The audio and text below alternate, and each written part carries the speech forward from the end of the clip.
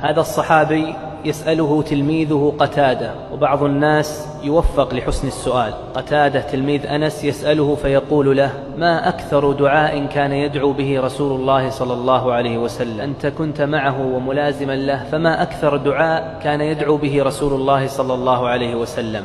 والحديث في البخاري ومسلم. قال أنس رضي الله عنه: أكثر دعاء كان يدعو به رسول الله صلى الله عليه وسلم: اللهم ربنا آتنا في الدنيا حسنة وفي الآخرة حسنة وقنا عذاب النار. يقول الراوي: وكان أنس رضي الله عنه إذا دعا دعاء واحدا دعا بهذا الدعاء، وإذا دعا دعاء طويلا لابد أن يجعل فيه هذا الدعاء: اللهم ربنا آتنا في الدنيا حسنة وفي الآخرة حسنة وقنا عذاب النار. اجتمع مرة عند أنس بن مالك رضي الله عنه تلاميذه وطلابه، فقال له ثابت البناني: إن إخوانك من أهل البصرة يحبون أن تدعو لهم. قال أنس: اللهم ربنا آتنا في الدنيا حسنة وفي الآخرة حسنة وقنا عذاب النار. ثم تحدثوا ساعة، فقال ثابت: إن إخوانك يحبون أن تدعو لهم. قال أنس: تريدون أن أشقق لكم الأمور؟ إذا آتاكم الله حسنة الدنيا وحسنة الآخرة ووقاكم عذاب النار فقد آتاكم الخير كله. دخل النبي صلى الله عليه وسلم مرة على رجل يعوده،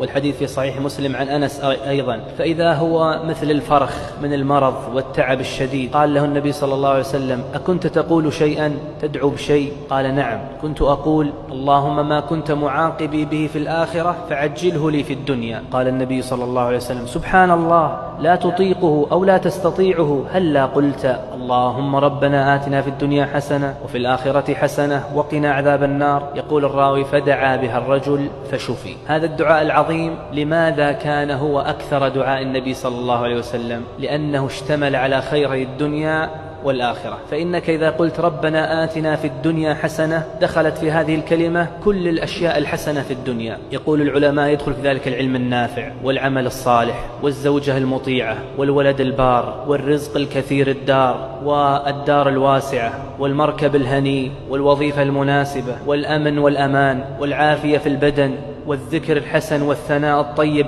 عند الناس. كل هذا يدخل في قولك ربنا آتنا في الدنيا حسنة، يعني كل نعيم الدنيا داخل في هذه الكلمة. وإذا قلت وفي الآخرة حسنة، يقول العلماء: دخل كل نعيم الآخرة في هذه الكلمة. وأول ذلك نعيم القبر لو وضعت في قبرك، ثم الأمن يوم الفزع الأكبر يوم يخرج الناس من قبورهم، ثم ورود حوض النبي صلى الله عليه وسلم، ثم المرور على الصراط، ثم دخول الجنة، ثم رؤية النبي صلى الله عليه وسلم والصحابة، ثم أعظم ذلك رؤية الكريم جل جلاله. كل هذا داخل في ماذا؟ في وفي الآخرة حسنة. ثم تقول وقنا عذاب النار. يقول الله: فمن زحزح عن النار وأدخل الجنة فقد فاز، وما الحياة الدنيا إلا متاع الغرور. احرصوا على هذا الدعاء.